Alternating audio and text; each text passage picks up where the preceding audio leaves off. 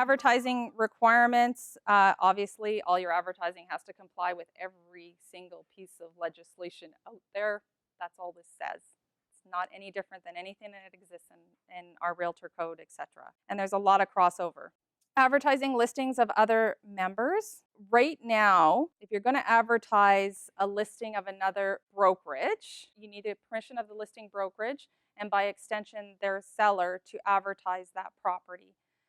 So that would be in any kind of print form or any kind of social media or anything like that.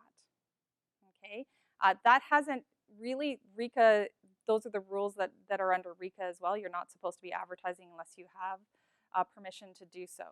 So the only time that there's an exception to that, and many of you are probably familiar with this, is when you have, it's called the IDX VOW, or Internet Data Exchange Virtual Office Website Rules that we have. It's a broker reciprocity. So on your websites, many of you have other brokerages listings on your website, and as long as those comply, because it's a data feed, you may be working with Redmond or Real PageMaker or whatever, it's a data feed, and it will actually show the name of the listing brokerage and the name of the listing agent, and it's supposed to be prominent. So those are what the rules require if you're going to do that, and it's only on those scenarios on a website where you're in a broker reciprocity situation. But otherwise, any other print ad, you're putting things up anywhere on social media, you're not supposed to be doing that if you don't have that listing.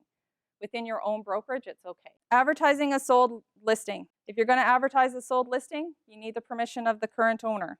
Okay, so basically, if you are the listing realtor, you can advertise that listing as sold. Once possession takes place, the buyer's realtor can advertise that as sold. It's not really different.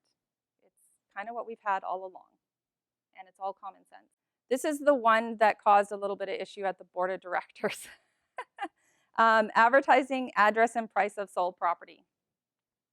So basically, when you want to advertise, hey, I just sold this property at 123 Cherry Lane for $100,000, you're identifying that consumer. And so because of that, the Privacy Act says you need permission to do that.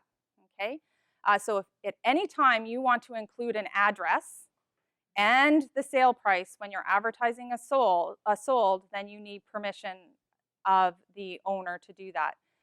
The exception in here only deals with that period of time when you have unconditional offer to possession. So in that period of time, that contract hasn't closed yet. And so if you're going to put that out there, then you're going to need the permission, and say you're representing the buyer, you're going to need the permission of the seller and the buyer to actually put a sold card in the mail with those details. It's only when you include the address and the sale price that you need that.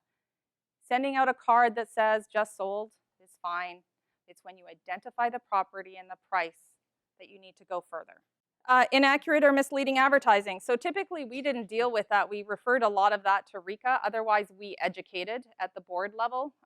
And so now, we have a rule to deal with that. So if we have formal complaints that come through the board, we have the ability to deal with that at our professional standards committee level.